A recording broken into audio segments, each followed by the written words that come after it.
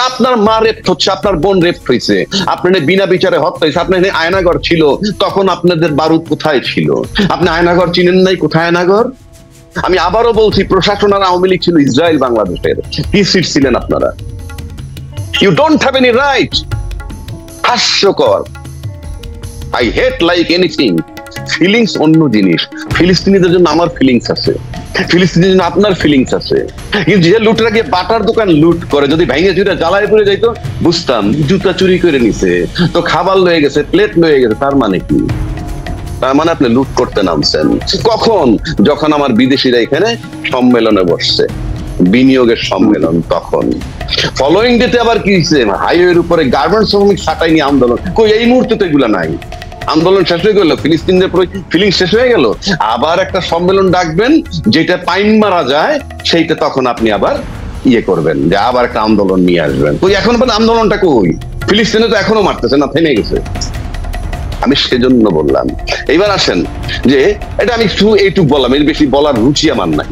আর 2 নম্বর আসেন, আপনি বললেন যে জনগণ বলছে ইউনূস সাহেবদেরকে 5 বছর দেখতে চাই। জনগণ কে সেটা আমার কাছে বড় কথা না, কিন্তু কথার বোল্ডনেসে মানুষ ভয় পাচ্ছে কেন? যে ইউনূস সাহেব আর 5 বছর থাকা দরকার, এই কথাটাই যে ভয়টা পায়। যারা বলে তার থাকার দরকার নাই, তাদের কথায় সেই গতি নাই, তাদের কথায় কোনো ইম্প্যাক্ট হয় না। তো এই দেশে বড় বড় রাজনৈতিক দল তাকে চায় না, নির্বাচন চায়। নির্বাচনের জন্য সিটিং করে করুক 100 ভাগ। আমিও তো বলি অযোগ্য সরকারকে তাড়ায় দেন, মাই চ্যালেঞ্জ, তাড়ায় দেন। আমি আপনাদের সাথে থাকবো যদি আপনার আন্দোলন যৌক্তিক হয়, মাঠে নামতে পারেন। একবারও আমি বলি নাই ইউনূস সাহেব দেবতা না, ইউনূস সাহেব দেবতা না। আপনি ইউনূস সাহেবকে নামায় দেন না মাঠে নেমে, আপনি আদায় করতে পারবেন। আপনি 12 বছর কিছু করতে পারেননি, এবং মাথার তাজ যিনি ছিলেন সবচেয়ে বড় দলের, সেই মাথার তাজটাকে মাত্র 2 কোটি টাকা এদিক সেদিক করার কারণে যখন তাকে 7 বছর জেল খাটাইছিল, সেই মাথার তাজের জন্য আপনারা কি করতে পেরেছেন? সেই মাথার তাজ যখন বিদেশে চিকিৎসার জন্য কাকুতি জানাচ্ছে, তখন তার সাথে ডালপালা সবাই কিন্তু বিদেশে বারবার গিয়ে চিকিৎসা করে। মাতুল্য নেত্রীর জন্য কোনো ফিলিংস ছিল না। তাদের মাতুল্য নেত্রী যে যেতে পারে না, কোথায় টাচ করেছিল তাদের? আমি কিন্তু খুব দুঃখে কথাটা বলতেছি, কোন প্রেমে না, কারো বিরুদ্ধে নয়। খালেদা জিয়া একজন অসাধারণ মহিলা, আপসীর নেত্রী তাকে বলা হয়। তার যেটুক দুঃখ ঘুষাই দিছে এই ছাত্ররা, প্রফেসর ইউনূস এবং আর্মি চিফ তার বাসায় গিয়ে। এরপর কি এক চুল দুঃখ কেউ দূর করতে পারছে তার? আর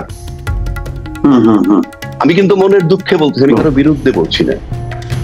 তাহলে যারা বলে ইউনূস সাহেব আরো 4 বছর থাকুক, 5 বছর থাকুক, কেউ কয় সারা জীবন থাকুক, কেউ কয় 50 বছর থাকুক, আমি একবার এখন পর্যন্ত বলিনি, বিকজ আই প্রেফার ইলেকশন।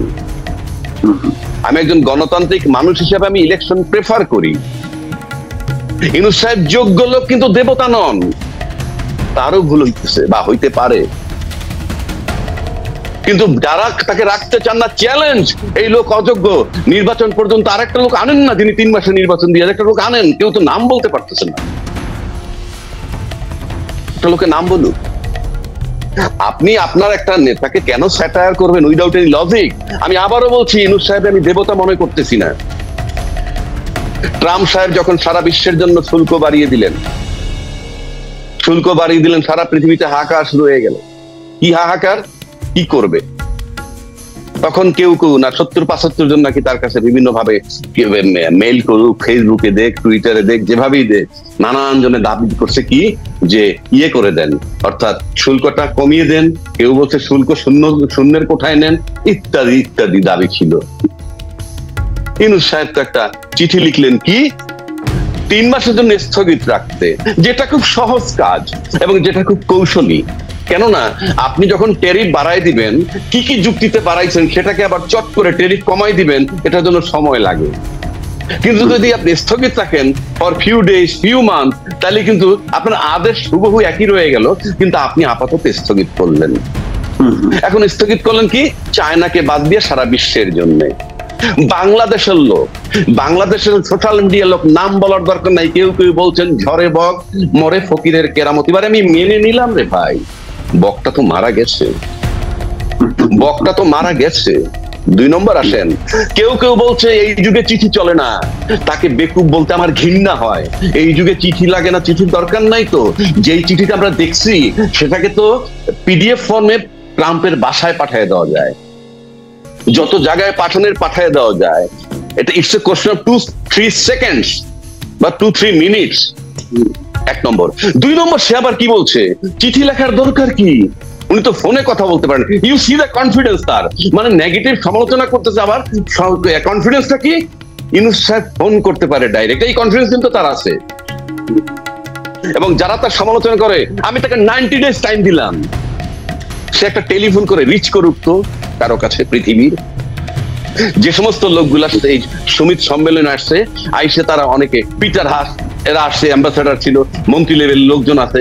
ইউনূসকে আমি দেখি না ইউনূস সাহেবের সামনে কেউ পা তুলে বসু। আর যারা আমরা নিন্দা করতেছি, সমালোচনা করতেছি, একটা দাওয়াতও আমি পাই নাই, আমাকে একটা দাওয়াতও তো দেয় নাই। একটা কথার কথা বলছি, আমি বলছি না, আমি আবারও বলছি ইউনূস দেবতা নয়।